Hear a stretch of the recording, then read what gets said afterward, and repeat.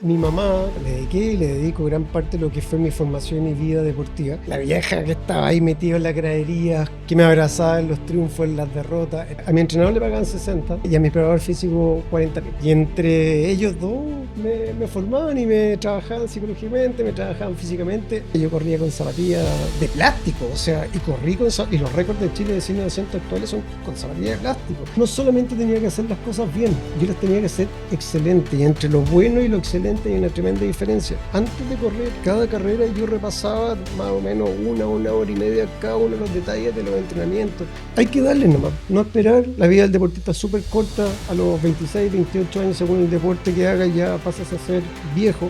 Nunca, desde los 17, 18 años que empecé a competir por Chile hasta los 34 que me retiré, nunca dejé de dedicarle cada una de las carreras a mi papá. Y llego a la meta y hago un toma, weón, ¿cachai? Como diciendo, weón, me suelta una energía, es decir, tenía todo esto atrapado en que lo tenía que llevar a esos 10 segundos y hacer la perfección que yo estaba buscando.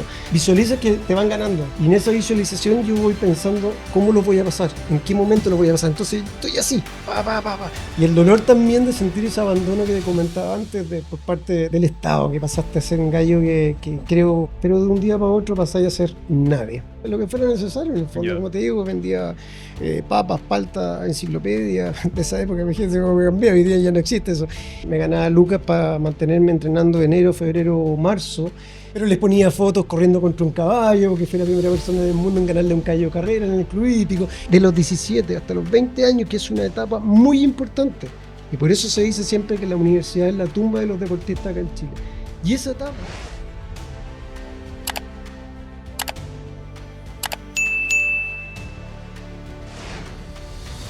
Hola, ¿qué tal? Bienvenidos a un nuevo capítulo de Aprendiendo con los Mejores. En esta oportunidad tenemos un invitado de lujo, ícono deportista chileno. En algún minuto fue considerado y fue el hombre blanco más rápido del mundo y hasta el día de hoy conserva su récord en 100 metros planos. Sebastián Keitel, muchas gracias por estar acá con nosotros. No, gracias a ti, Leo, muy feliz.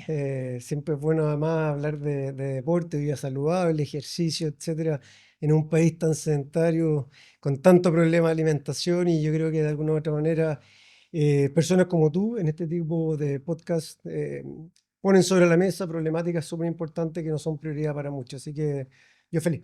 Gracias por la entrevista. Gracias Sebastián, bueno, por darte el tiempo. Sé que tienes ahí una agenda bien ocupada y para comenzar esta entrevista quería partir un poco más desde los inicios. Sé que vienes de familia de deportistas que de alguna manera intuyo que te llevaron a comenzar tu carrera como atleta. Cuéntanos un poquito cómo fue ese comienzo. Harta cosa, mira, mi abuelo paterno, Alberto Keitel, fue récord de Chile de 100 metros, fue campeón de Chile, estamos hablando de los años 35 por ahí. Después mi abuela, casada con mi abuelo Keitel, María Cristina Peque, fue campeona sudamericana en lanzamiento de disco. De ahí tuvieron, dentro de los hijos que tuvieron, tuvo mi papá fue campeón de Chile en los años 60, récord de Chile de 100 y 200. Él era marino, así que corría por la escuela naval, pero al mismo tiempo también por la selección de Chile. Em, Tuvieron a mi hermano mayor, a mí, junto con mi mamá, y yo también desde los 10, 12 años ya estaba corriendo en la categoría preparatoria, en el colegio Verbo. Pero nuestra formación de niño y de muy chico fue viviendo gran parte del año en Concón con estos abuelos, con 10 nietos, o sea, somos 10 primos hermanos, y con una competencia diaria dentro de esa casa. Teníamos un jardín de arena de duna, en donde teníamos disco, bala, jabalina, hacíamos carreras. Era una competitividad diaria entre los primos, y además yo era de los menores, así que era competir con primos de 2, 3, hasta 5 años mayor que yo. Y ahí empezó esta cosa de decir, vamos, meterse en la competencia entre uno. Nos levantamos temprano con este hábito de que hoy día nos tocaba competencia, mi abuelo ahí supervisando, tocándonos, tomándonos tiempo, pero súper sano, pero competitivo, así de meterle con todo. Y ahí me metí al atletismo en el colegio a los 10, 11 años y ahí partí con este sueño de alguna u otra forma, principalmente de querer ser como mi papá. Mi papá murió cuando yo tenía 9 años, entonces de alguna manera quiero ser como mi papá, quiero hacer las mismas cosas que él. Mis abuelos, que eran unos referentes que estaban ahí presentes en ese entonces, como parte de hacer este trabajo también de crianza como papá, así que esos fueron mis inicios y como tal de meterle con todo nomás para algún día quizás ir a un sudamericano. Ese era mi Ya, objetivo, representar perfecto. a Chile y tal cual lo había hecho mi viejo. O sea, todo partió, claro, desde la familia, en tu caso fundamental, básicamente como un juego, y de repente este juego ya se convirtió en algo que tú dijiste, bueno, ya, como tú bien dices, quiero ser como mi padre. ¿En qué minuto también dijiste, bueno, quiero dedicarme 100% a esto? Porque uno cuando es chico, muchas veces siempre tiene el apoyo del padre, en muchas ocasiones tu papá te puede diciendo, no, dale, metámosle, metámosle. Pero tú, claro, vienes con tu familia, todos deportistas, pero dentro de ti, ¿en qué minuto dijiste, no, sabes que voy a ser deportista, quiero dedicarme 100% a esto? A los 15 años. Ya, ¿Cachai la cuestión? Porque es súper loca, porque siendo muy joven, pero a los 15 años me tocaron los Juegos Olímpicos, viéndolo obviamente, de Seúl 88. Era la época que corría Carl Lewis, que corría Ben Johnson, no sé si se acuerdan sí, del tipo Ben Johnson, el canadiense, que llegó a la meta ahí ganándole a Carl Lewis y ese mismo día lo pillaron con ¿verdad? doping. Y ahí quedé yo como, wow, algún día quiero ir a ese Juego Olímpico, quiero representar a Chile. Y después el año, ya me estoy adelantando un poquito en esa parte, pero ya el año 92 nos ponen marcas clasificatorias y quedé a una centésima de poder ir a los Juegos Olímpicos de Barcelona 92. Y bueno, y logré ir a esos Juegos Olímpicos. Aquí me adelanté mucho quizá en la entrevista, pero llegué a concretar a los 23 años en los Juegos Olímpicos de Atlanta el año 96. O sea, me demoré 8 años en el proceso desde que dije, voy a ir a un Juego Olímpico, esto es lo que tengo que hacer, en esto voy a trabajar, pero a muy temprana edad. Yo a los 15 años dije, no voy a entrar a la universidad, me voy a dedicar en un 100% a un deporte que no es rentable, que es complicado. En esa época no habían redes sociales, era puro fútbol. Tú agarrabas las 2 o 3 páginas del diario y fútbol, fútbol, fútbol, y al final ponían una síntesis nacional, escrito Sebastián Keitel, ahora mismo ganó el escolar, Claro. ganó cualquier cosa. Así era muy difícil venderse, no había ningún tipo de publicidad que tú podías ponerte aquí en la polera. El Estado, el gobierno de turno ausente totalmente, era la época de la digedera, o sea, estamos hablando de los años, a fines de los años 90. Entonces, eran épocas especiales, raras, en donde el deporte no existía un ministerio, dependíamos del Ministerio de Defensa. Y el Ministerio de Defensa, lo que le quedaba en la colita de recursos, lo destinaba para el deporte como tal, y a la larga era muy poquito. Así que fueron etapas y épocas de las cuales aprendí mucho. Aquí me voy a adelantar muchísimo quizás, pero fueron parte de las razones por las cuales después me metí también en la política como tal. Perfecto. Bueno, de ahí vamos a pasar al Sí, todo sí. al tema político. Entonces, esos inicios fueron básicamente con el apoyo de tu familia, que te dijeron, bueno, tú como bien dices, no era un deporte muy rentable, era un deporte que no se hablaba mucho. Te dijeron, bueno, Sebastián, te apoyamos, puede pasar esto o puede pasar esto otro. ¿Cómo fue eso? Lo tenía súper claro. Y mi mamá, que a la larga es la parte también a quien le dedico gran parte de las cuales le dediqué y le dedico gran parte de lo que fue mi formación y vida deportiva, que era la vieja que estaba ahí metida en la gradería, cagada de frío en las mañanas, muerta de calor en las tardes, que me abrazaba en los triunfos, en las derrotas, etcétera. Yo gané mi primera carrera a los 17 años, estando en cuarto medio del colegio. Me pegué un proceso de 5 o 6 años de representar a mi colegio, de ser parte también de un club en ese entonces, que era el Stade francés, en donde fue muy especial. Mi deporte es barato, entre comillas, porque era un par de zapatillas de clavo, eran 2 o 3 zapatillas de clavo al año. Yo corría en pista ceniza, había que cambiar los clavitos en esa época que se Ujú. te gastaban mucho. Algo de ropa, obviamente no tenía ningún tipo de auspicio, y mi mamá y mi abuelo me ayudaban a eso. Yo a los 15 años ya trabajaba en algunas cosas, vendía puerta por puerta de la misma frutas, verduras que me conseguía en un campo de un familiar.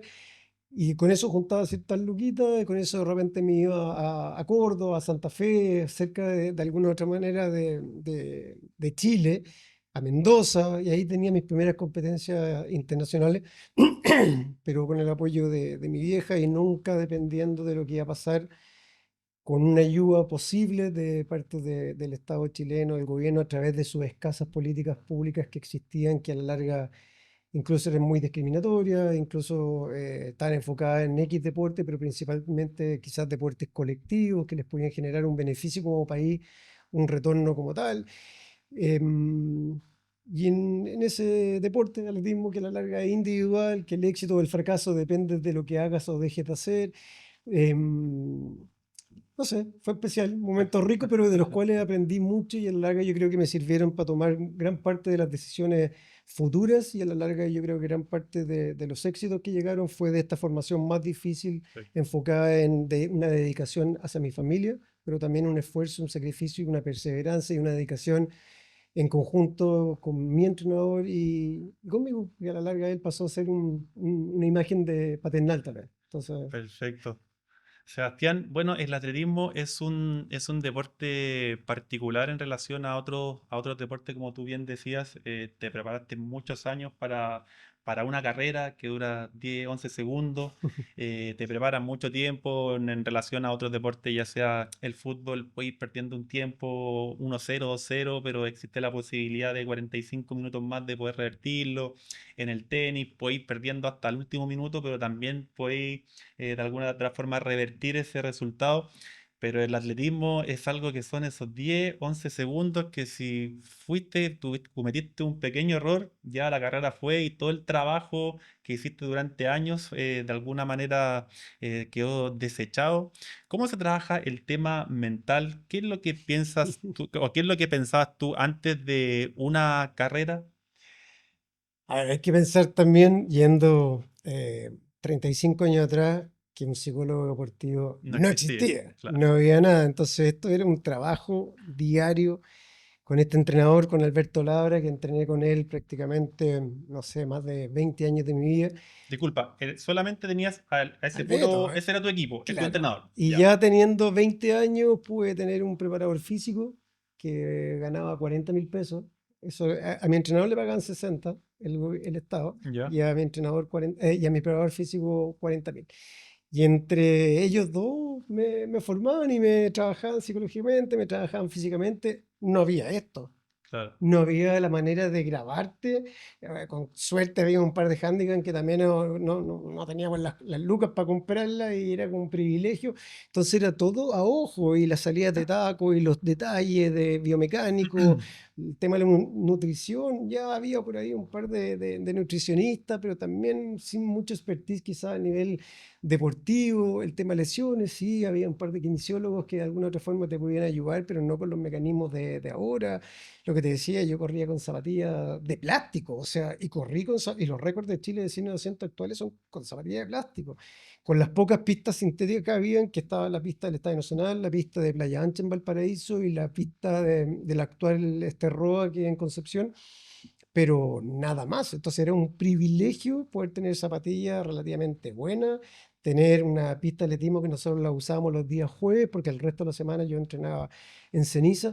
Entonces, ahí era un esfuerzo diario, Claro. en donde mi cabeza era la que tenía que pensar que yo no solamente tenía que hacer las cosas bien, yo las tenía que hacer excelente. Y entre lo bueno y lo excelente hay una tremenda diferencia.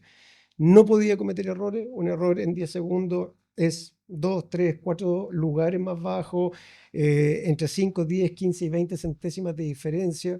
Y tenía que ser perfecto. No podía desconcentrarme con el ruido, no podía desconcentrarme con los olores de los que están, insisto, hay olor en esa época, que el calorú, que el olor a ala, y está ahí en la partida, y que tenéis que ser perfecto. Y yo, antes de correr cada carrera, yo repasaba más o menos una hora y media cada uno de los detalles de los entrenamientos, dónde tenía que ponerme de pie, dónde tenía que agacharme, cómo era el listo, repasar el balazo posible, porque los jueces, además, había los jueces entre el listo y el balazo más rápido.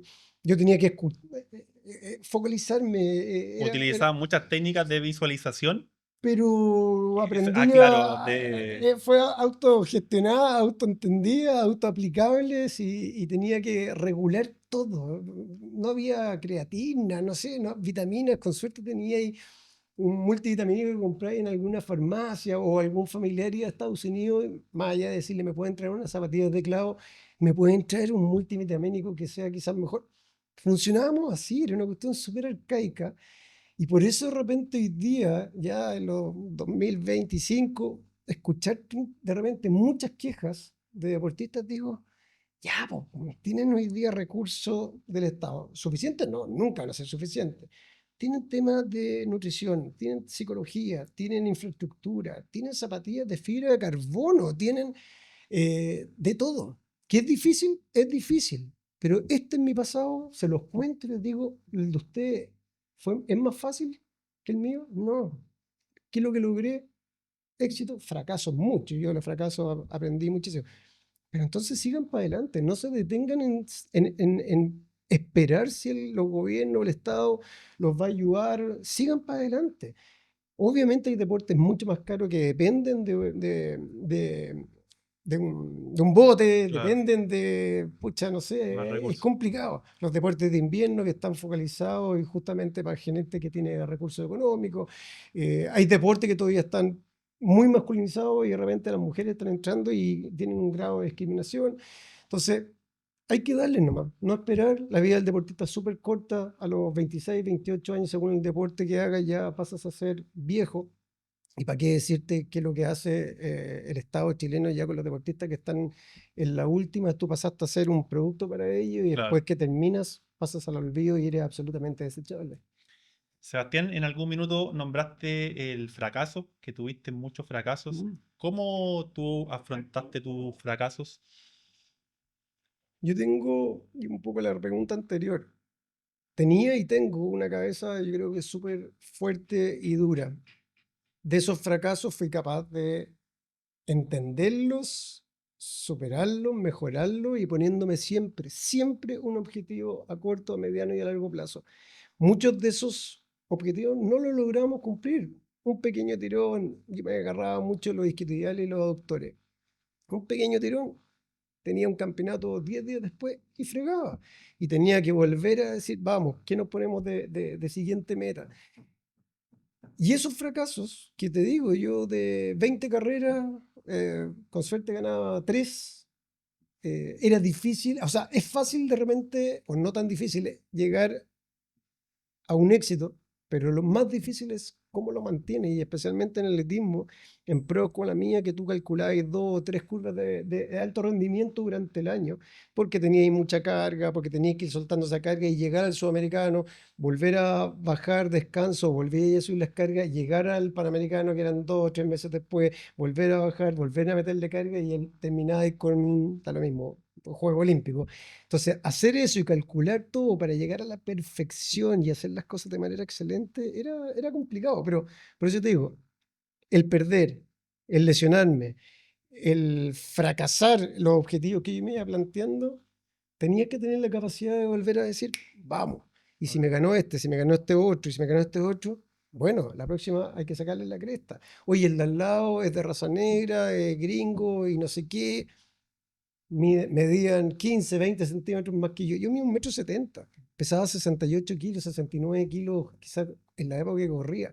Era una huila, Que chica, blanco, de no Chile, era un colorín, claro, no es el prototipo de de un un velocista. velocista. No, ya. ¿Y qué es lo que pensaba yo? ¿O qué es lo que pensaba él? Yo pensaba con qué cabeza me está mirando a mí. En ese momento él pensaba, este blanco, este chico de Chile, ¿dónde queda Chile? Colorín, no me va a ganar ni cagando. Eso pensaba él. Y yo como sabía que estaba pensando eso, yo decía, espérate nomás. Teniendo el color que tenés, teniendo el potencial que querés, que tienes, la tradición del país donde tú vienes, te voy a sacar la cresta igual. ¿Cachai? Y ese era mi objetivo. Y llegaba a la meta y lo miraba y decía, ¿y cómo te fue, weón? Entonces yo tenía, sin ser soberbio, sin ser arrogante, sin ser ególatra, yo tenía muy claro lo que quería, lo que tenía que hacer, para dónde iba, cómo podía aguantar y cómo tenía que aguantar cuando no me resultaba lo que yo pensaba. Pero a la semana siguiente, 15 días después, yo ya estaba con el, vamos, ¿cachai? Y me pasó mucho eso. Claro. Sebastián, ¿y cómo se trabajaba esa mentalidad? Porque, claro, como bien ahora sabemos, hay psicólogos deportivos, tiene un equipo por detrás que te va ayudando, etcétera. En tu caso, como tú bien dices, bueno, no tenías el prototipo de un velocista, no venías de un país con un historial deportivo en el atletismo. te enfrentabas a estadounidenses, a una raza que es superior de alguna manera en aspecto En físico. pro de velocidad principalmente. Bueno, y Claro. fondo también, pero no en lanzamiento y no en otras pruebas. Ya. Entonces tú, bueno, eras tú tu entrenador, la mentalidad de algunos deportistas que fueron destacados, tanto como tú, podemos nombrar a Nicolás Massú, que de alguna manera siempre, una de las esencias que ustedes tienen es que siempre se la creyeron, siempre se la creyeron, siempre se la creyeron, aunque tuviesen desventaja, por así decirlo. ¿Cómo fuiste trabajando esa mentalidad de decir, no, yo voy a poder, yo voy a ganar? ¿En qué minuto dijiste, no me importa, yo voy a seguir, voy a avanzar y voy a ser no sé si alguna vez pensaste ser el hombre más blanco, más No, rápido, no, no. O sea, pero llegaste a eso? sí, o sea, no era un objetivo. Hoy día ya, incluso decir eso ya pasa a ser, te van a Claro, acusar de sí, sí, discriminatorio y de ley Karim, bueno, no tengo idea. Pero eso era parte de lo que me daba fuerza. Y eso es lo que parte que me daba energía. Yo era capaz de transformar lo malo en lo negativo, insisto, el fracaso, que no me resultaban las cosas, yo era capaz de transformarlo en algo positivo para darme más fuerza.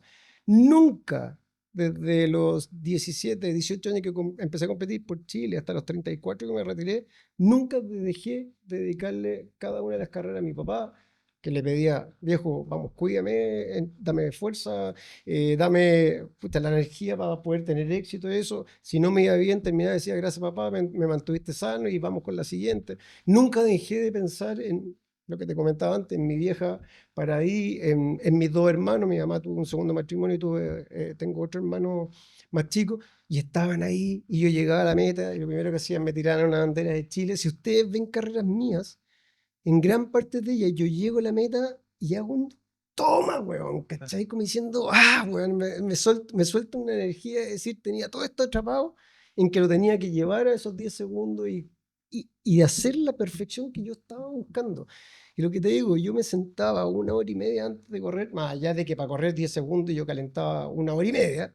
Esos 10 segundos yo estoy desde el momento que me pongo a elongar, trotar, ascensiones, pique, etcétera, 1 hora y media. Y previo a eso, yo en el hotel o en mi casa, donde estuviera, empiezo a focalizar, repasar qué correcciones me hicieron en los tacos y levantar, cuánto levantáis la cadera, insisto, cómo salir biomecánicamente. Era todo un trabajo de visión de mi entrenador y de Pedro, que era mi preparador físico. No, ya baja, esto, corre, pum, vais con las caderas muy abajo, levanta rodillas, tu braceo, baja los hombros, adelante. Todo. Y tenéis que medir cada una de esas cosas y estáis pensando si estáis con viento a favor, si estáis con viento en contra, miráis las hojas para dónde van, miráis en el salto largo. Por lo general tienen unas plumillas que son parecidas a los helicópteros. Cuando las tienen ahí, vais viendo el viento y ya me va a tocar más rato con viento a favor, sí que tengo que aprovechar eso. Hoy día me siento bien, quizás va a salir una buena marca. ¿Con quiénes voy? Voy en la pista 3. Sabía, entonces empiezo a focalizar a quién tengo en la 4, a quién tengo en la 2. Y empiezas a visualizar a que el gringo o el jamaicano que tenía en cada una de las pistas visualiza que te van ganando. Y en esa visualización yo voy pensando cómo lo voy a pasar, en qué momento lo voy a pasar. Entonces estoy así, pa, pa, pa, pa. Si voy ganando y siento que el de al lado, el jamaicano, empieza ya a acercarse y empieza a respirar acá en mi hombro, ¿cómo tengo que mantener para no apretarme, para no irme para atrás y que me caguen en los últimos metros? Todo eso lo tenía visualizado y era capaz en 10 segundos de llevarlo a lo que había pensado de manera positiva. ¿Cómo lo aprendí? No tengo idea. Era lo que conversamos con mi entrenador. Ya, vamos, focalízate, piensa, ta, ta, ta, ta. Y era capaz de llevarlo. Siempre no. Había veces Claro. que se me acercaban, me venían pasando y me cagaban igual, pero no era capaz. Pero llegaba a la meta con rabia y todo y decía, ya, vamos. Próxima semana tengo otro meeting en Portugal y me voy a topar con el mismo compadre. Y quizás ganaba la siguiente semana o no, pero otra vez lo mismo, ¿cachai? Entonces, era un trabajo constante, era un esfuerzo del día a día y tenía que tenerlo claro y nunca bajé los brazos en pensar que no iba a llegar donde me había propuesto o que no le iba a ganar a quienes me hacían la vida más difícil, que tenía un par de rivales ahí que nunca les pude ganar. Había por ahí un gringo, había un gallo de Namibia, em, y que nunca les pude ganar, por más que me lo puse en la cabeza y decir, vamos, bueno, me lo voy a matar sí o sí. Oye, Sebastián, en tu carrera, de alguna manera, las expectativas que tú tenías fueron superior a lo que lograste o sientes que te faltó un poco más? Me faltó la medalla olímpica y en eso me quedé con gusto a poco. Fui campeón sudamericano 3 veces, fui campeón iberoamericano, que es muy importante el ibero porque es todo Sudamérica más España, Portugal y Cuba. Perfecto. Esos tres son potencia a nivel de atletismo. Y fui 6 veces campeón iberoamericano, que esa cuestión desde el año, eh, eso fue el 94, 96 y 98, porque son cada 2 años. Y un poco lo que te decía, ser capaz de llegar arriba no es tan difícil, pero mantenerte en el tiempo muchos años y a un nivel alto es súper, súper difícil. Entonces, 94, 96, 98, gané 6 medallas iberoamericanas. Después, el 2000, gané otras 2 más, pero de bronce. 8 medallas iberoamericanas y haberse mantenido durante prácticamente 6 años en un nivel arriba es muy difícil. Y eso es el récord de hoy día de medalla iberoamericana en pruebas individuales. Y eso es muy difícil que se vuelva a repetir. Fui 2 veces medallista panamericano, que tienen diferencias de 4 años entre uno y otro. Claro. Eso en velocidad nunca se había hecho en Chile. Después se hizo un centenario de los Juegos Olímpicos. Como los primeros Juegos Olímpicos fueron en 1896, en las condiciones de esa época, fue un chileno, esto es un poco de historia, pero fue un chileno que se llamaba Luis Subercasoyo, era hijo del embajador de Chile en Grecia, y llegó esto que se llamaban Juegos Olímpicos, inventados por Pierre de Coubertin, que eran los Juegos Olímpicos modernos. Y ese chileno llegó y se inscribió a correr 100, 400 y 800. Y los Juegos Olímpicos de 1996 no se los dieron a Grecia, que era lo lógico porque se cumplían, sino que se los dieron a Atlanta. Y los griegos dijeron, en esos primeros Juegos Olímpicos compitieron 300 personas y invitaron a, en el fondo, para tener los mismos países representando todas las pruebas que se hicieron, invitaron a, como lo hizo el caso corre 100, 400 y 1000 y 800, dijeron, vamos a traer un chileno en 100, vamos a traer otro chileno en 400 y vamos a tener, nos vistieron como la época. El estadio Panathinaikos, que es el estadio donde se hicieron los Juegos Olímpicos, que es increíble. Bueno, y corrí el 100, salí segundo, entonces tengo mi semi-medalla olímpica. Me subieron, me pusieron la corona de laureles, ¿cachai? Frente a todos los... Una cuestión espectacular. Tengo esa medalla extrañísima, que obviamente si se vuelve a hacer un campeonato así va a ser a los 200 años, así que yo no voy a Claro, estar no, ni no. vivo ni nada. Así que es la única medalla chilena de ese tipo de espectáculo. Pero la medalla olímpica como tal, nada. El año 96 que fui a los Juegos no llegué en buenas condiciones. em, Así que no pasé ni siquiera a semifinales. Y el 2000, que era mi año, entre el año 98, 99 y 2000 fueron mis mejores años, se me cortó el tendón de Aquiles Chuta. 25 días antes de esos Juegos Olímpicos de Sydney. Así que cosas de la vida nomás. Y ahí, de ahí para adelante mi carrera fue Ya, ya complicada con un tendón de Aquiles cortado y después se me cortó 2 veces más. Así que tengo 3 cortes de tendón. me imagino que debe haber sido difícil ese, Mm. ese momento, Sebastián. Y de todas las carreras, si tuvieses que elegir una sola carrera, ¿con cuál te quedarías? A nivel de importancia, con una medalla mundial, que esa se me olvidó nombrarla recién, pero fui medallista mundial y es la única medalla mundial de la historia de Chile a nivel adulto, en el fondo, porque hay por ahí unas medallas juveniles de la Natalia Ducó y creo que y un corredor de 800, los años también 1980 y tanto. Y es la única medalla mundial que tiene Chile en atletismo. Y eso fue en pista cubierta, que son pistas de 200 metros con peralte, que es súper difícil correr. La pista tradicional tiene 400 metros.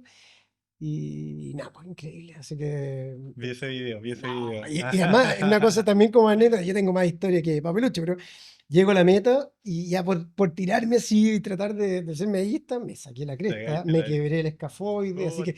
Pero también la imagen muestra que yo le miro al Beto, a mi entrenador, y le hago así como. Vamos, weón, ¿cachai? Lo logramos y esta cuestión pasó. Así que el día siguiente nos premiaron y yo subo al podio enyesado entero, ya. ¿cachai? No, de todo, tengo una cantidad de historias, pero así que, y eso fue el año 95. Ya. Imagínate, han pasado 30 años y todavía nada. Y mis récords de Chile son del año 98, o sea, ya llevan 27 años y Y todavía nadie nada. Sebastián, bueno, vamos a eso porque uno dice, comentábamos acá adelante con el Chris, yo le decía, imagínate, en esa época que donde tú corrías, Bueno, los zapatos en comparación, la zapatilla en comparación ahora es totalmente diferente, la preparación de los deportistas es totalmente diferente en todo aspecto porque pueden tener psicólogos, entrenadores, nutricionistas, máquinas para poder recuperarse mejor, para poder evaluarlo mejor. Claramente la tecnología ha ayudado a los deportistas hoy en día a ir rompiendo muchas marcas del pasado, pero la tuya, en las condiciones en que te enfrentabas en esos años, a lo que ahora, aún nadie ha roto tu marca nacional.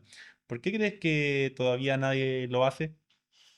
Es raro porque no es normal. Y hoy día un poco lo que tú dices, tecnología, tema audiovisual, biomecánica, estudios, entrenadores hoy día con expertise y con capacidad, científicos que te analizan todo. em, a nivel de gimnasio, nosotros entrenábamos con una barra ordinaria, con un par de discos de fierro que no los podéis tirar en el suelo, porque si no los Se discos quedan rompían. pegados en el suelo. O sea, no teníamos prácticamente nada, era solamente garra, fuerza. Lo que te decía, las pistas de atletismo, hoy día las pistas, incluso los estadios, los ponen y los cubican de una manera que tú en las rectas tengas viento a favor. Playa ancha, no podías correr. En el Esterroa no podías correr, de lo duro que era siempre correr con viento en contra, entonces no tenías ganas de ir a ese tipo de estadio. El Estadio Nacional algo más porque era el Estadio Nacional de la época también, bueno, sigue siendo el mismo tamaño, pero era la época que teníais los tablones y donde cabían 80.000 personas Claro. sentadas.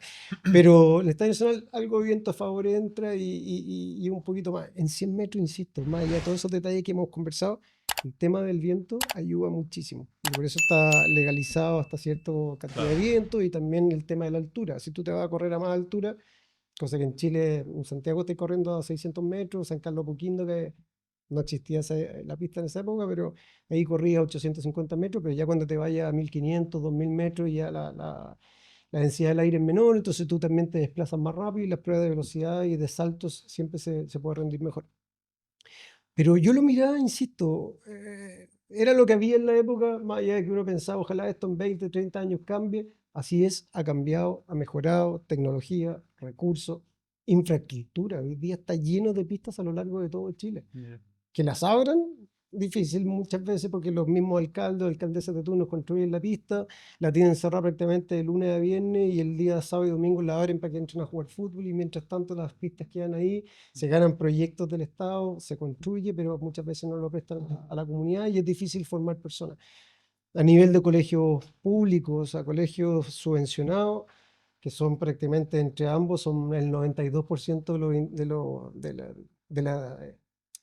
de los colegios en Chile, solamente el 8% es privado. Entonces, ese 92% tampoco tiene infraestructura. Ahí tenemos muchas fallas también en el sistema de la capacitación de quién te hace las clases, hasta qué punto tienen la posibilidad de tener actividades extraprogramáticas donde tú trabajes el deporte como tal. Entonces, los atletas que hay hoy día se forman no en sus respectivos colegios, sino que se forman en escuelas que arman en el Estadio Nacional, en escuelitas que arman también en clubes privados. Entonces, llegar a eso es difícil y complicado. En esa época no existía nada de eso, hoy día algo existe, pero no es suficiente. Perfecto. Sebastián, bueno, hemos pasado un poco de historia, de tu récord, de anécdotas, y después en algún minuto, ¿en qué minuto? Sí, tomamos más agüita. ¿En qué Hablo mucho, me quedo No, seco, no, así está que. bien. Ajá. Mira, y va a ir pasando debajo de las cámaras. ¿Ah? Mira, Para no verme. nunca haya aparecido por acá para que te conozcan. ¿Ah? ¿En qué minuto decidiste pasar de la pista atlética a la pista de la política? Uf, también es un camino bien especial, porque con toda esta experiencia y con todo lo que me pasó, bueno, malo, familiar, errores, fracasos, triunfos, éxitos y de todos los adjetivos calificativos, y gracias, te pasaste.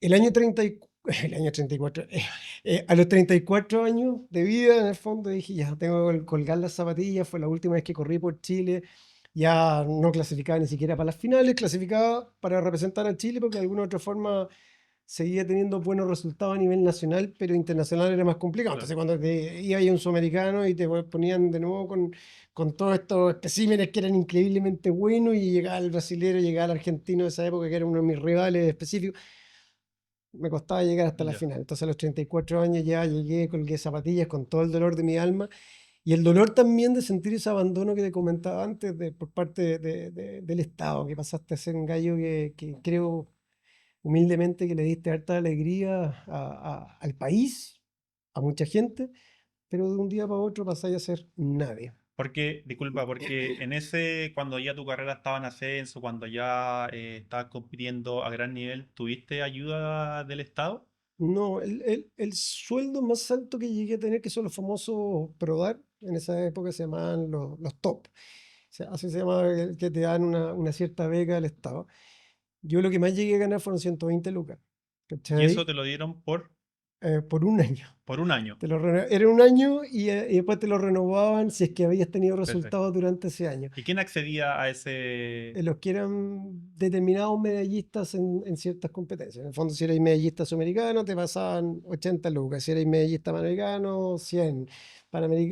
Mundial, 120. Y así eran Perfecto. las tarifas. Hoy día 120 lucas, que fue lo que ganaba yo, serán que 500 lucas, 600 lucas.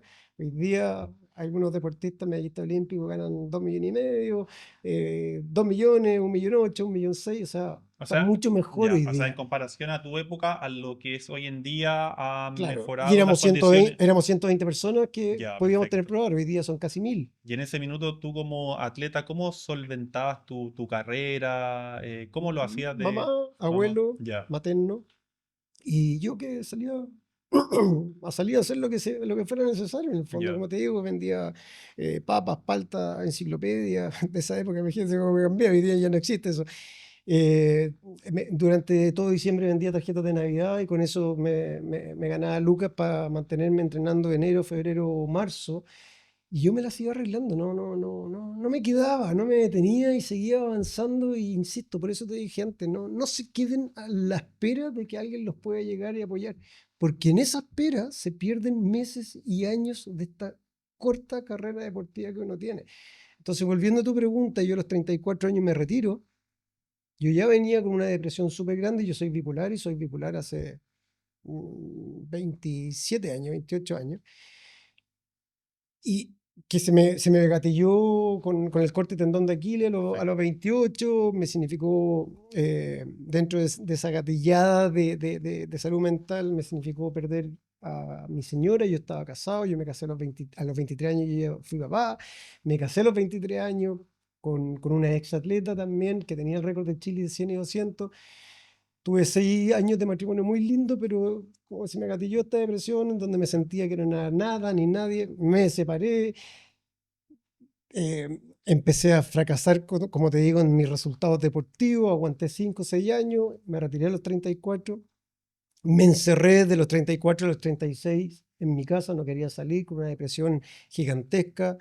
Uno piensa así en suicidio, piensa en muchas cosas malas, yo las pensaba. Era muy loco, muy extraño todo lo que pasaba por mi cabeza. Y de alguna u otra forma alguien me dijo, o sea, ¿por qué no tratas de llevar tu vida, tu experiencia, con todo, con tu éxito, tu fracaso, tu familia, lo importante de todo lo que te enfoca?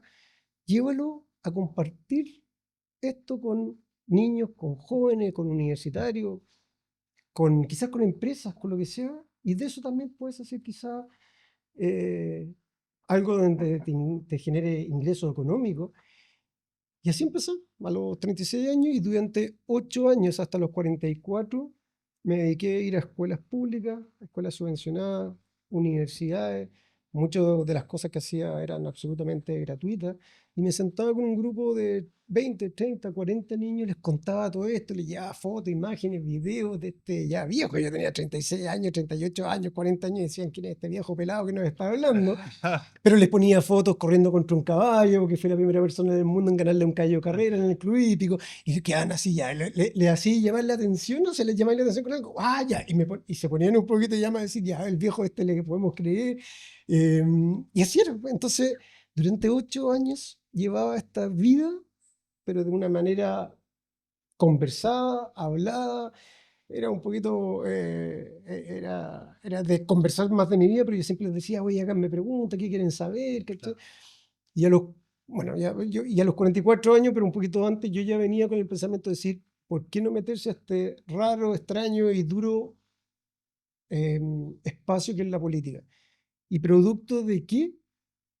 Dos o tres cosas principales. Una, de toda mi experiencia deportiva, de todas esas carencias que me tocó ver, vivir, sentir y decir, ¿cómo puedo de alguna u otra forma, de una manera más macro, cambiar las políticas públicas a nivel de temas deportivos en Chile? Para que otros, como yo, que tengan ciertas oportunidades, las pueden tener y después mejorar. Lo que te decía, cómo cambiar el tema en las escuelas en los colegios subvencionados, cómo mejorar la infraestructura, cómo ayudar a las capacitaciones de los entrenadores, cómo tratar de llevar a que este PRODARE o esta ayuda económica llegue a mayor cantidad de deportistas, que no solamente quede focalizado en la región metropolitana, sino que se entienda que tenemos otras 15 regiones en donde también existen muchos deportistas increíblemente buenos.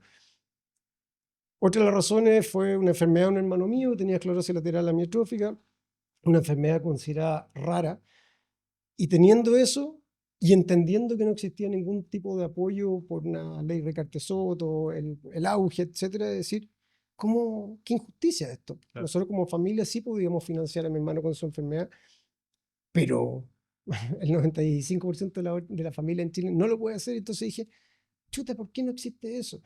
Y así sumado a otras razones dije, ya, démosle, me voy a postular, quiero ser diputado, ojalá por un distrito que tenga muchas carencias, muchas necesidades. No pensaba ni ser electo ni nada, pero dije, me la tengo que jugar, era una carrera más y Claro. tenía que hacerlo, una carrera un poquito más de larga distancia. Quedé electo y dije, vamos, démosle con todo. Y ahí te das cuenta también el por qué, lo lento de los avances de los proyectos, lo difícil que es hacer entender en ese entonces a otros 154 parlamentarios lo necesario que era cambiar estas políticas públicas, pero nada es prioridad para muchos de ellos. Cómo hacer entender, o cómo entender uno mismo de que gran parte de estos cambios no depende del poder legislativo, sino que depende del poder ejecutivo. Son ellos los que manejan las lucas a través del Ministerio del Deporte, de Educación, de Salud, donde se tienen que de Desarrollo Social también que tiene, y esos cuatro ministerios, cómo tenían que trabajar en conjunto para poder de alguna u otra forma construir estadios, llevar recursos económicos, capacitaciones, mejorar la infraestructura de los colegios, etcétera, etcétera, etcétera. Entonces, hacer entender a los gobiernos de turno que se necesita esa ayuda y ese apoyo, te decían, no, porque vamos a mandar plata mejor a los hospitales. ¿De qué se muere hoy día la gente? En gran parte, ¿y de qué se gastan los gastos de hoy día del Ministerio de Salud? En cubrir infartos coronarios, infartos cerebrales, hipertensión, diabetes, enfermedades en el fondo Que se no pueden prevenir. transmisibles Que se y pueden se prevenir. pueden prevenir y eso Gracias al no lo deporte. logran entender. Teniendo un país, Leo, las cifras son 74% hoy día los chilenos tienen sobrepeso. De ese 74%, el 39% tiene obesidad y de ese 39%, el 8% tiene obesidad severa. De esos, el 7% son menores de 9 años. Entonces, si no logran entender que si no generas hábitos saludables a través del ejercicio, de una buena calidad de educación física, donde hoy día son 2 horas semanales, cada una de esas horas son 45 minutos, y de esos 45 minutos son 27 minutos de hora efectiva. Entonces, tú tienes 54 minutos a la semana para que de alguna forma en un patio de 10 por 10 te pasen una pelota, te la tiren y dicen, ya, hagan ejercicio. Esa es la realidad que tenemos en Chile. Con papás que llegan a la casa y en vez de tener una botella de agua, te tienen una botella de una bebida, en donde en vez de tener tomate, donde tener lechuga y que se alimente sano, mejor te pongo una panera con... En Chile se comen 97 kilos de pan al año per cápita.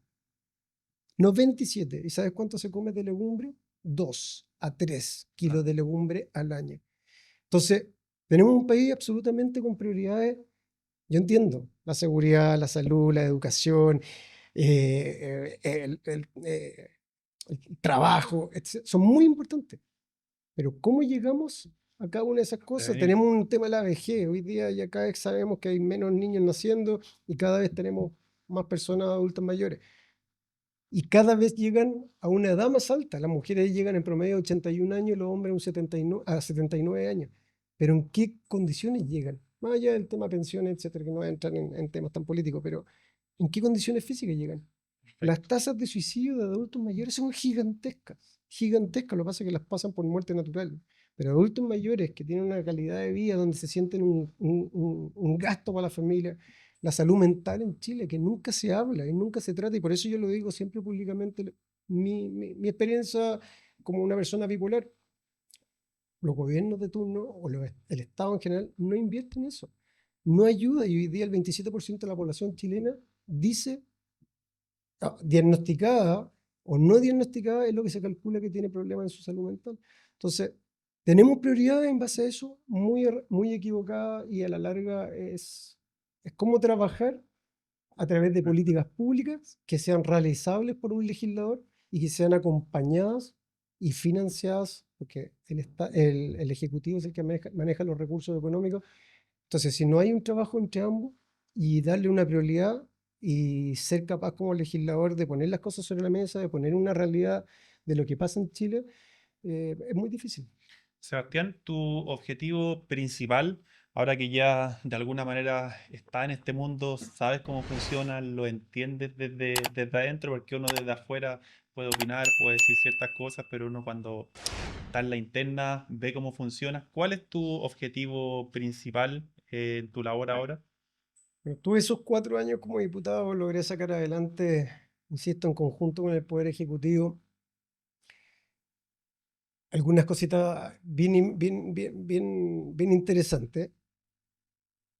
Tenía 8 comunas, uno legisla para el país. Cuando el diputado legisla, representa y fiscaliza. Gran parte del tema, que es muy importante, es la fiscalización, en que tengan votado estos estadios, que no lo abran. Entonces, cómo tratar con los alcaldes de turno, decirles abran el estadio, enviar para allá al Ministerio del Deporte, y que a la larga tú puedas fiscalizar, llamar la atención, levantar los problemas, etcétera. El momento de representar, tú vas y representas no solamente a esas comunas que tú, en este caso, valga la redundancia, representas, sino que también tú legislas para el país completo, es decir, que los recursos sean destinados de manera ojalá equitativa y en base a las realidades de cada una de las regiones. Y a través de los proyectos de ley, obviamente tú vas focalizándote en tus propias experiencias vividas, en el caso de las mías, de decir qué es lo que yo quiero que cambie como política pública o como tal. Como sentía que era poco, en el sentido de que eran 8 comunas y que no se podía legislar con un poder ejecutivo que no te pescaba, tuvimos pandemia, tuvimos estallido social, fue súper Claro. difícil esa. Los recursos de deporte se traspasaron a otros ministerios, que era lo lógico, porque el país estaba viviendo una crisis súper grande. Siento que no fue suficiente lo que logré tratar de armar y hacer. Entonces dije, ¿por qué dos cosas? Uno, ¿por qué no voy a un Senado? Un Senado además donde represento una región completa. Hoy día soy senador de la región del Biobío con 33 comunas y casi 2 millones de habitantes. Y también tener un plazo más largo para poder de alguna u otra forma sembrar y cosechar los 4 años que llevaba como diputado, que tenía muchos proyectos ingresados, y como senador, que son 8 años y que de alguna u otra forma sí que voy a tener 12 años para sembrar, cosechar. Y yo en 5 años más que me quedan de senador, yo, chao, yo salgo de senador, no quiero y no soy de los políticos apenados. Me gusta mi pega, sí, pero también tiene muchas cosas que son, y uno se cuestiona, ¿qué cresta hago acá? Fuera de micrófono yo te contaba, recibo amenazas de muerte, recibo amenazas de mis hijos, escupo en la calle, y lo mío muchas veces menor, en el sentido que algunos me valoran y de alguna otra manera por el tema deportivo, pero es difícil, no es fácil. Si yo pudiese hacer las cosas de manera individual, hoy día somos 50 senadores. Yo te hablaba de lo difícil que era convencer a 154. Convencer a 49 es igual de difícil. Y decirles el deporte, la actividad física, la alimentación, los hábitos en general, ¿debieran o no debieran ser prioridad? Es difícil. Hoy día hay protocolos de acoso, abuso sexual, maltrato, discriminación, temas de probidad, o sea, muchas cosas que han sido. El Senado, después de 204 años, tiene comisión de deporte. Y todas esas cosas han sido propuestas mías, hoy día son ley, y se ha ido logrando avanzar. Le acabo de nombrar un par de cosas, pero son muchísimas más. De los proyectos que tú has ido, bueno, tirando ahí sobre la mesa, ¿cuáles se han ido aprobando? El tema de la discriminación, el del maltrato, el del abuso sexual, el del acoso sexual, como te decía, los temas de probidad. Hoy día cada uno de esos delitos, si tú los cometes, hasta antes de la ley tú los cometías, abuso sexual, violación, el Código Penal te mandaba con suelta en la cárcel 2 años y no había nada que te impidiera que tú pudieses volver a trabajar con niños, a un colegio, a una universidad, etcétera. Hoy día la ley como tal contempla que esas personas inmediatamente quedan suspendidas de por vida para poder trabajar en cualquier institución deportiva. Perfecto. Algo súper importante de cosas que son ley que les propuse en su momento el gobierno, el Estado, tiene una cosa que se llama Fondo Deporte, que son hartos millones de dólares como tal. Y eso, el gobierno de turno tiene la facultad, la atribución de poderlo entregar a quienes quiera, de la manera que quiera y de manera súper, muchas veces, injusta. Yo presento un proyecto que hoy día obligo al gobierno de turno que de esos buena cantidad de millones de dólares, al menos el 40% sea destinado a organizaciones deportivas más pobres, a deportistas más pobres y de alguna otra forma darle las oportunidades necesarias para poder surgir en la vida en temas deportivos. Pero antes hay una cosa así a discreción del compadre de turno que decía yo quiero apoyar, no tengo idea, es que no quiero nombrar eventos deportivos, pero hay eventos deportivos que cuestan 2.000, 3.000 millones de pesos, o sea, 3 millones de dólares y llegaban y se piteaban en un cuarto, un Todo tercio el de la plata presupuesto. como tal, y qué pasaba con generar la oportunidad de Claro. personas que con algún tipo de complicaciones grandes como clubes deportivos y etcétera, que están absolutamente abandonados. Entonces, hay hartas cosas y en detalle vaya haciendo gestión y lo voy con los ministros de turno. Yo ya yo fui gobierno, ahora soy oposición, pero hay que trabajar y el deporte debiera de ser transversal, debiera de ser escuchado, debiera ser de generar avances y creo que se han logrado, pero me faltan muchas cosas. Quiero seguir avanzando. Desde tu punto de vista, tú estás ahí adentro, estás luchando por deportistas, por mejorar todas las cosas que nos está nombrando recién. ¿Sientes apoyo igual de algún otro compañero, de personas que te dicen, Sebastián, yo te apoyo, estoy contigo, voy en la lucha? ¿O te sientes como en una lucha ahí solitaria? A veces A me veces. siento solo, pero creo que he tratado de lograr que parlamentarios que nunca se pronuncian sobre eso, pero insisto, internamente han querido trabajar, han querido entender y conocer más de qué se trata esta lucha que estoy tratando de dar hace 7 años. Y eso lo valoro mucho. Y de políticos que ven comúnmente que los critican por otro tipo de cosas, de derecha y izquierda. Yo de derecha y izquierda, pero que van y me preguntan, Seba, ¿qué opináis de esto? Y cómo podemos ayudarte en esta Claro. cosa. Y yo lo valoro mucho. Entonces, en el momento de las votaciones, con algunos me cuesta demasiado, pero en el momento de las votaciones yo voy uno por uno, oye, me gustaría que apoye este proyecto porque es importante para el avance de esto, pero no es fácil. No es fácil. Me tocó presidir la Comisión de Deporte el año 2024, esta comisión nueva que te digo que no existió nunca en el Senado durante más de 200 años de historia. Y fue lindo porque sesionamos casi 40 veces. Las 40 veces nunca tuvimos problema de quórum, que muchas veces se tiene quórum porque no llega la cantidad de parlamentarios que corresponde que estén ahí. Avanzamos muchísimo, vimos casi 30 proyectos de ley, lo cual es demasiado bueno. Antiguamente se veía en la Comisión de Educación, Deporte. Y obviamente había esto de cantidad de proyectos de educación, esta cantidad de proyectos de deporte, pero los de deporte los ponían abajo y Bueno, nunca se veía y nunca se avanzaba. Entonces, yo creo que se puede seguir avanzando y logrando cosas y como te digo, me quedan 5 años, pero 5 años que se van a hacer poco en el momento que vamos a estar en 2, 3, quinto año y decir, oh, cuánto logramos y cómo puedo seguir avanzando aquí para adelante, pero yo ya no quiero como parlamentario en ese perfecto. entonces, yo salgo y dejo el espacio para que pueda entrar también gente, ojalá mucho mejor que yo incluso. Idealmente ex deportista, que tenga relación con el deporte, porque es una teoría, puede ser una teoría mía, pero pasa que, bueno, en este podcast donde yo he entrevistado a mucha gente que tiene relación con el deporte, que nosotros de alguna manera vivimos y sentimos y sabemos todos los beneficios que tiene el deporte para uno, para sus pares, para la vida, etcétera. Puede ser que en el ámbito, en la política, ellos, creo yo, que no, no son deportistas, no hacen mucho deporte. Entonces, cuando uno no vive el deporte, no entiende todas las ganancias que puede tener para uno, para su familia, para el entorno, para la vida, para el día a día.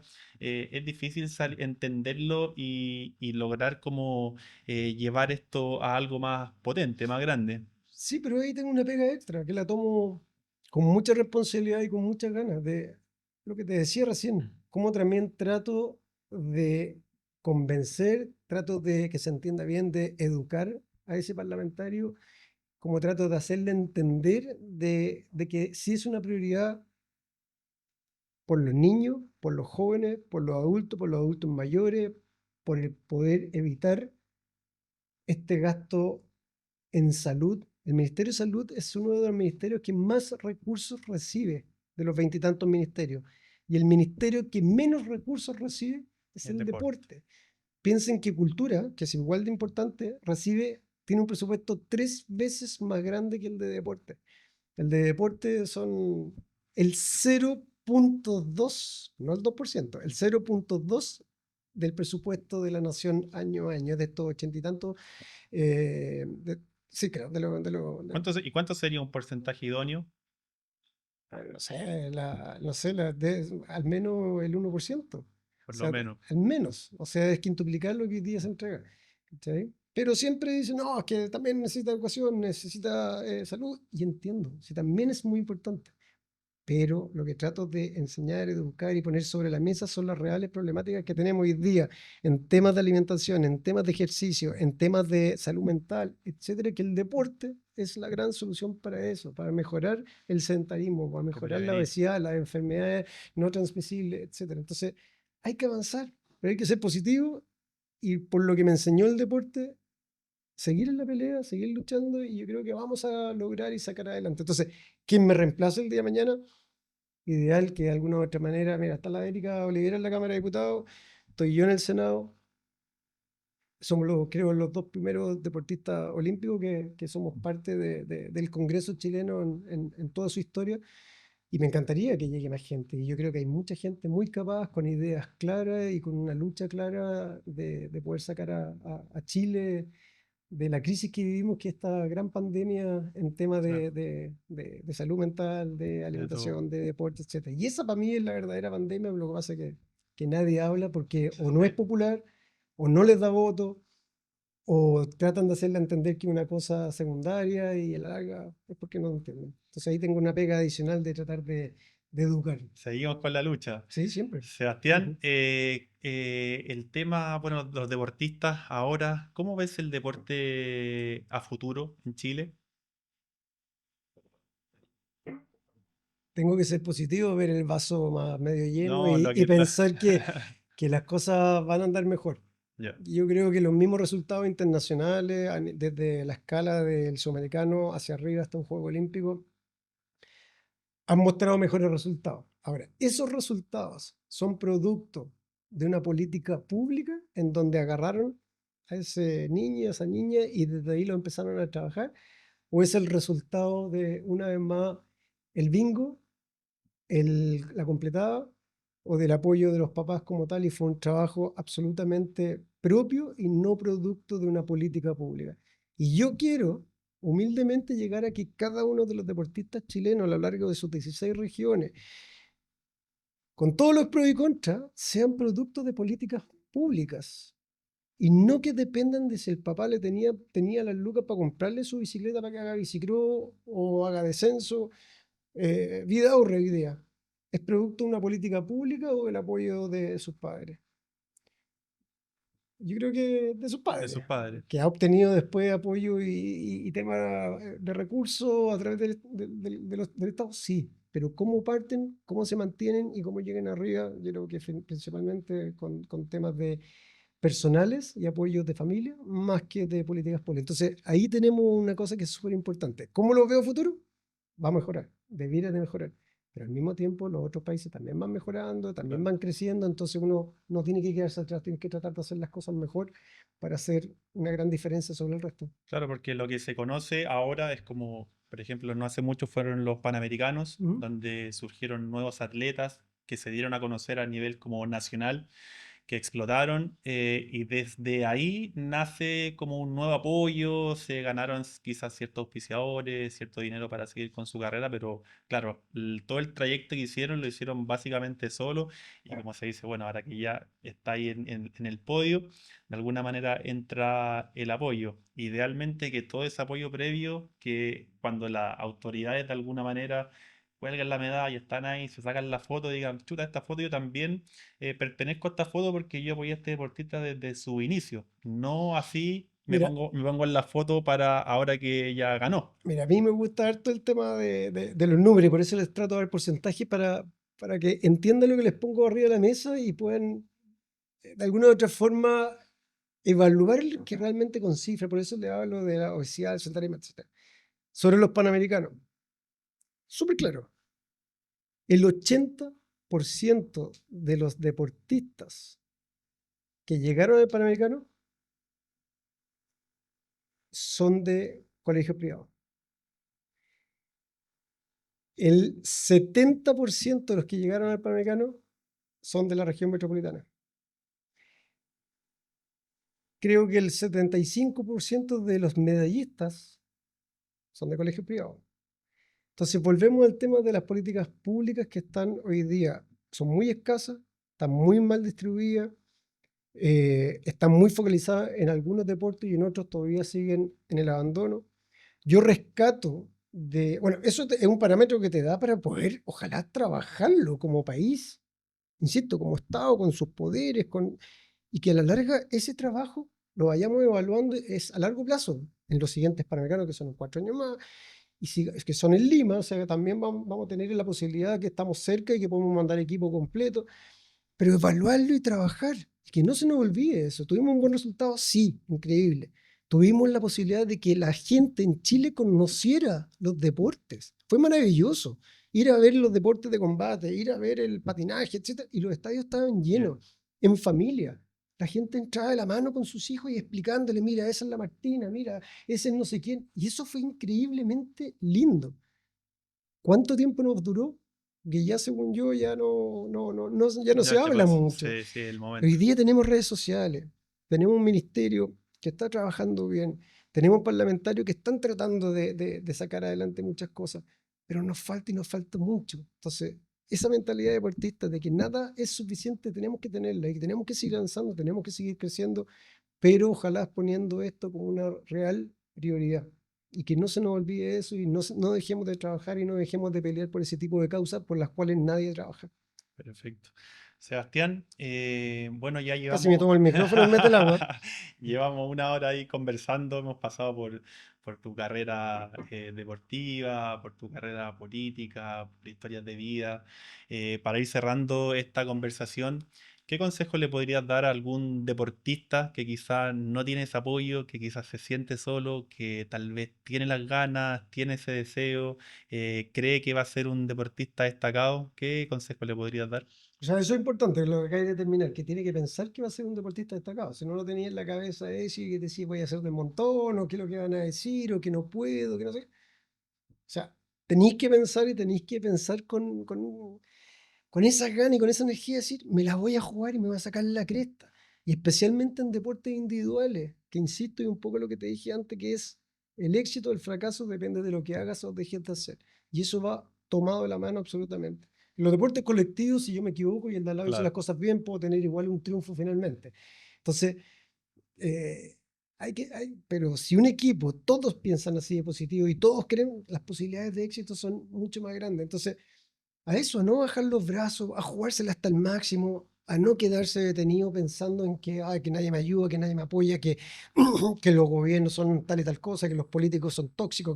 Si me detengo en eso, vas a perder un tiempo que es vital para salir adelante. Entonces, avancen. Si esas ayudas llegan, increíblemente bueno y positivo porque te van a facilitar la vida como deportista. Pero no bajen los brazos, no dejen de pelear, sigan creciendo como tal. Ojalá las familias te apoyen, que te den la posibilidad. Con esto, quizás, por eso estoy tomando agua, por si acaso, para que no se lo tomen como que, porque se me seca mucho la garganta conversando. Se me olvidó lo que iba a decir. Ya, la memoria ya es frágil, pero Entonces, Que la familia que apoyen. la familia, Sí. ya. Yo finalmente cuando salí del colegio a los 17 años, tuve esa mamá y ese abuelo que me dijeron, Seba, ok, no estudies por ahora, después lo retomamos en algún momento. Y yo me dediqué de los 17 hasta los 20 años, que es una etapa muy importante. Y por eso se dice siempre que la universidad es la tumba de los deportistas acá en Chile. Y esa etapa yo me la jugué al máximo, me saqué la cresta. Fue donde empecé a ir a los Sudamericanos, que era este sueño que tenía, correr por Chile, fui a los Panamericanos y empecé al Mundial Bajo Techo, etcétera, etcétera. Y eso me dio la fortaleza para decir, vamos, se justifica. Eso me dio la posibilidad de llegar a un auspiciador y me dijera, Seba, nosotros te vamos a ayudar. Llegó un segundo auspiciador, llegó un tercer auspiciador, empecé a aparecer en el diario. No aparecía. Se los dije al principio de la entrevista, aparecía el Circo Nacional, Sebastián Keitel gana, no sé qué, una cagada en nada. Entonces, tenía como ya salir adelante. Entonces, tuve la credibilidad de una mamá que es importante y por eso este mensaje va para los padres. Juéguensela, críen a sus hijos con hábitos, entreguen la alimentación saludable, generen el espacio, ojalá, para que puedan hacer deporte. Los municipios que trabajen con mejorar la infraestructura, con sus áreas verdes, sacar adelante esto, sí se puede. Hay que pensarlo como tal. Estudié, al final estudié educación física un tiempo y sentí también que no era suficiente y seguí tratando de mejorar en otro tipo de cosas. Entonces, al final terminé estudiando unos diplomados, marketing, gestión deportiva, donde también sentía que puedo avanzar más. Vale, hay que seguir, hay que jugárselo al máximo, no bajar los brazos. La etapa del deportista es muy corta, hay que pensar positivo, aprender de los fracasos y no, vamos con todo nomás, hay que meterle. Así que Sebastián, bueno, ha sido un verdadero honor tener un deportista de tu categoría en nuestro programa. Lo conversamos con el Chris. La verdad es que ya como súper icónico deportista chileno, te felicito por todos tus logros deportivos, por todo lo que estás haciendo a nivel país, por lo que estás luchando por los deportistas, que ojalá, y yo estoy seguro que en un futuro también va a ir trayendo resultados. Muchas gracias. gracias, Emilio. Sebastián, De verdad, estar muchas acá. gracias además por lo que estaba haciendo. Ahí lo te dije al principio también como comunicador hoy día y a través del podcast que estuve hablando, a través de tus invitados que son súper importantes, hablando de todo en relación al tema deportivo, calidad de vida, etcétera. Te felicito, pero no todos sean ese Gracias. tiempo y con esto termino. Creo que a nivel de deportistas, de amantes del deporte como tú y también haces mucho deporte por lo que me contabas, salgamos y crucemos, no nos quedemos en la zona de confort. Vamos a esa vereda del frente que es más complicada, que nadie se quiere meter. Si yo me metí en la política, ya que es la parte más dura, a nivel, comuniquemos, informemos, enseñemos.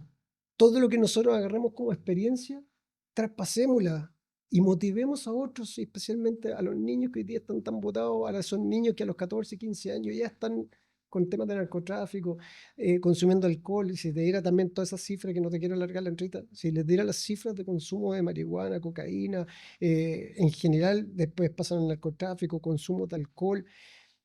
Hoy día la educación física en tercero y cuarto medio es optativa. Eso es una Imagínate. vergüenza, ¿cachai? Entonces, ¿cómo podemos cambiar eso a través de políticas públicas? Y va a ser una de mis misiones de seguir luchando justamente por eso. Entonces, démosle, comuniquemos, informemos, trabajemos, legislemos en mi caso, y mantengamos a los deportistas motivados. Y eso es lo más importante de todo, porque ellos finalmente son los referentes para muchos otros jóvenes que vienen a futuro.